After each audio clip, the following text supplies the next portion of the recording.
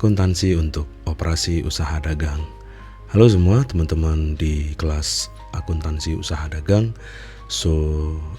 Berikut ini adalah bagian dari penjelasan yang saya berikan kepada kalian terkait dengan akuntansi operasi usaha dagang yang merupakan fokus pembelajaran kita di mata kuliah pengantar akuntansi usaha dagang atau akuntansi untuk usaha dagang ini.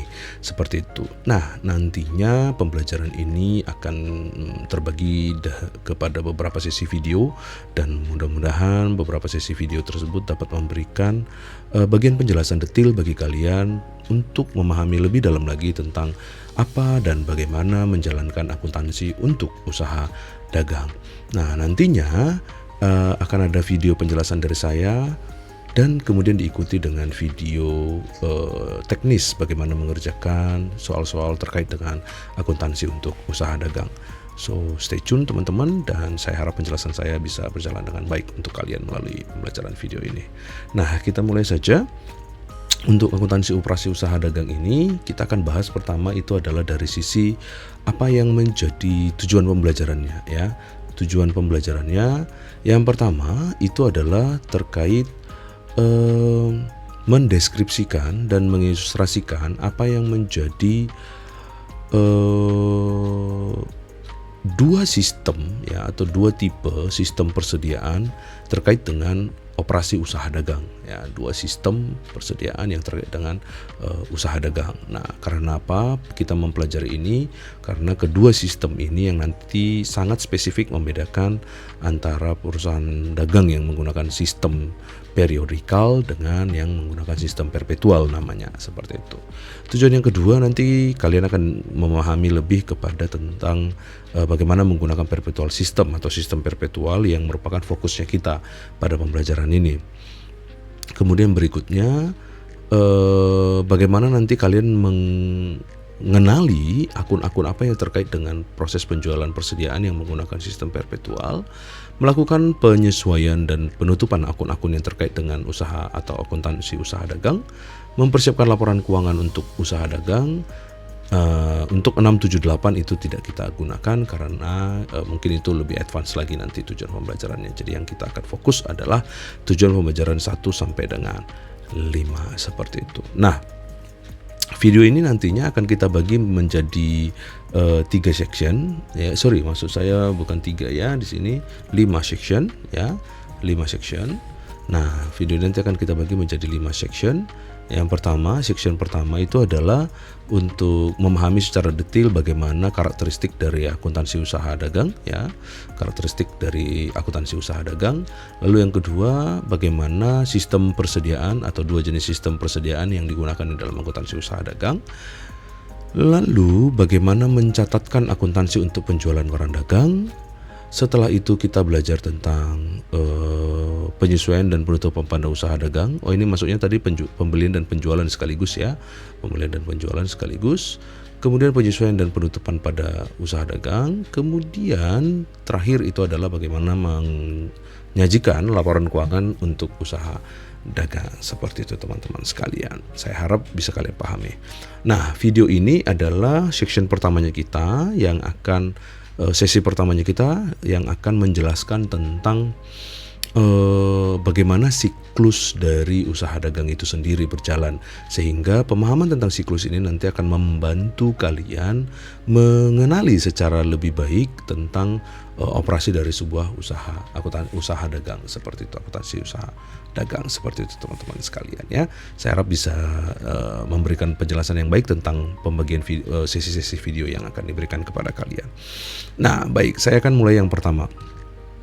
Kita bicara tentang siklus operasi usaha dagang ya, siklus operasi usaha dagang. Nah, kalau kita bisa lebih detail tentang siklus operasi usaha dagang, di sini ada disampaikan ya. Saya jelaskan kepada kalian tentang siklus operasi usaha dagang. Jadi, usaha dagang itu adalah perusahaan yang berbeda karakteristik dengan perusahaan jasa. Kalau sebelumnya di semester yang lalu kalian belajar tentang perusahaan jasa itu sendiri bergerak atas dasar menggerakkan semua sumber daya yang mereka miliki untuk memberikan kenikmatan bagi customernya mereka. Nah, untuk memberikan kenikmatan bagi customer-nya mereka itu, mereka menggunakan keahliannya mereka, keahlian dari sumber daya manusianya, atau juga bagaimana aset-asetnya mereka di dalam perusahaan mereka itu memberikan kepuasan bagi customer-nya mereka. Nah, berada pada kondisi yang berbeda ketika kita bicara perusahaan dagang. Nah, untuk perusahaan dagang, ketika dia memiliki aset yang namanya kas, maka kas yang dimilikinya itu dia gunakan atau perusahaan gunakan untuk membeli barang dagangan. Ya, jadi namanya itu barang dagangan. Atau kalau di dalam bahasa Indonesia secara baku disebut sebagai persediaan barang dagang. Nah, kalau kita gunakan sebagai bahasa yang lebih sederhana, perusahaan menggunakan harta yang dia miliki dalam hal ini yang berbentuk uang, ya, yang berbentuk uang. Nah, untuk bisa dia gunakan membeli barang dagangan atau barang dagang, ya, atau persediaan barang dagang, sehingga kemudian barang dagangan yang dia miliki tersebut dia jual kembali tanpa merubah bentuknya sama sekali atau tanpa melakukan proses yang lebih lanjut. Jadi barang dagangan itu langsung dia jual kembali tanpa merubah bentuknya atau tanpa melakukan proses yang lebih lanjut, sehingga penjualan yang dia lakukan itu tersebut kemudian di masa yang akan datang akan menjadi uang kas yang baru atau penerimaan kas yang baru. Demikian seterusnya, dia putar kembali kas tersebut menjadi barang dagang, dia jual kembali, kalaupun tidak langsung dibayar menjadi piutang.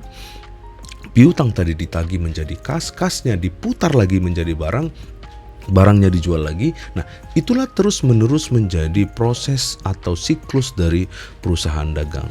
Jadi dia mulai dari merubah bentuk dari kas yang dia miliki menjadi barang dagang. Di sini, ya, merubah kas yang dia miliki, uang tunai yang dia miliki menjadi barang dagang. Barang dagang tadi dijual, ya, dia jual nih, barang dagang yang tadi dia jual. Kalau langsung dibayar oleh customernya berarti langsung menjadi kas. Tetapi kalau dia ditunda pembayarannya menjadi piutang usaha. Dari piutang yang tadi itu kan ada jatuh temponya menjadi kas lagi. Dari kas tadi dirubah lagi bentuknya menjadi persediaan barang dagang. Demikianlah terus menerusnya apa yang menjadi siklus dari operasi usaha dagang. Ingat, ada satu fokusnya. Barang dagang yang ini tadi, ya, barang dagangan ini tadi, nih, barang dagangan ini tadi itu tidak dirubah bentuknya, ya. Dia dijual dengan tidak melakukan proses lebih lanjut kepada customernya. Seperti itu, teman-teman sekalian, ya.